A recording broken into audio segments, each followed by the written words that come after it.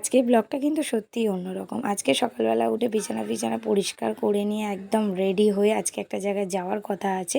বুঝতে পারছি না কতটা কি করতে পারবো। তা দেখি কতটা কি করতে পারি।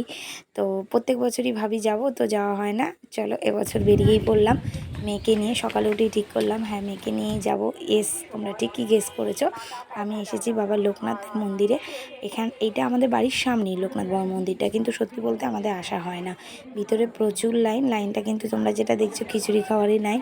এই হচ্ছে বাবার মন্দির। মন্দিরের ভিতরেও ভিড় আছে। সুন্দর মানে সাজানো গোছানো মন্দিরটা। মেয়ে পুজো দিয়ে দিল। তো পুজো টুজো দিয়ে সাথে সাথে পুজো দিয়েও দিয়েছে। বেশি লেট হয়নি। তো আমরা দাঁড়িয়ে একটু ফটো তুললাম। ফটো তুলে তো খিচুড়ি দেওয়ার লাইনে তো আমি তো দাঁড়াবার নই ভাই, কারণ এত লাইন আমি পারবো না, ইম্পসিবল আমার পক্ষে। তো 100 টাকার টিকিট কেটে আমি বাবার ভোগ নিলাম। তো এসেছি যখন, ইচ্ছা ছিল যদি ভোগ পেতাম অবশ্যই খুব ভালো হতো, বাট পাইনি যখন চলো একটা ভোগই নিয়ে নিলাম। সবাই ভাগ করে খাবো আর কি। তো একটা ভোগ দিয়েছে 100 টাকা দিয়ে।